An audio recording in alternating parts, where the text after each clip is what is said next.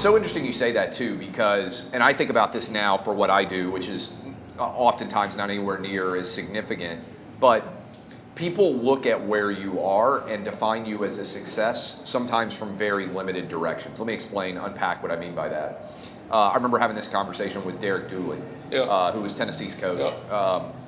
But we had this big conversation, and I said, when you're a lawyer and you decide to go into coaching, to go from being a lawyer to the head coach at the University of Tennessee is a tremendous record of success.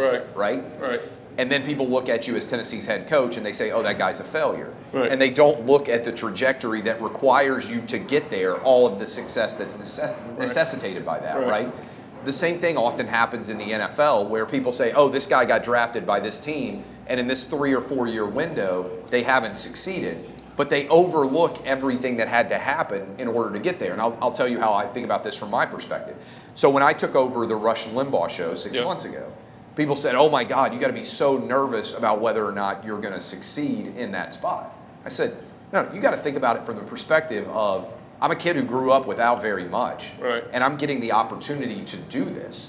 I might or might not succeed, but there's a ton of success that is built into getting this opportunity at all. And very often, we narrowly gauge success only by looking at the end of somebody's career, as opposed to everything that has to happen to get there, right? So you're a kid growing up in Mobile. Parents don't make a lot of money. You had to almost die at the age of 4. You don't expect to ever be the starting quarterback at Alabama. You win a couple of national championships, and somebody says, okay, well, what happened at X team? And they haven't even really considered, right? So the perspective of it is so fascinating, and I try to talk about my kids with it. We tend to define success only by the very end of a career, as opposed to everything's required to get there. Does that make sense? Yeah, I'm 100%. And you saying that kind of brings me back to it's something that Saban used to always say, and it's kind of weird how it kind of all ties in. But he always talked about, everybody in the world, no matter what type of business you're in, everybody's worried about the end result. All right, but nobody wants to focus on the process that it takes to get to the end result that you actually want.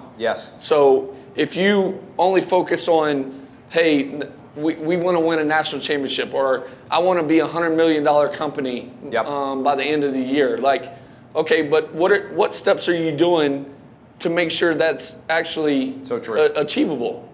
Like, because if I skip over and I overlook game 1 and game 5, and I go and I have 2 losses, well, now I'm not even nowadays making the playoffs to even have a chance to achieve that. So I'm 100% with you. Well, it's so interesting too in that same analysis is you have to win moments.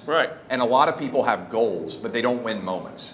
And so you can't get to wherever you may be trying to get to without, and that's why I think it's so well said. I mean, I think I've made this argument.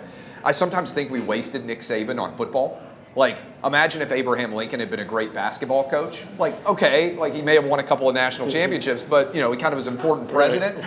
I feel like, Nick Saban's won 6 or 7 national championships, but he'd probably be a really damn good president too, right? Because trying to figure out how to make right decisions and having the judgment to get us there, I think it would translate in many different respects, right? Sometimes I wonder about that. He does a great job of, and he has a great team around him. Kelvin Elko and other guys that he's had over the years that really help him. But his messages are, at the end of the day, when you leave college, and you might not get it right then when he's telling it to you, but it definitely makes sense when you get older.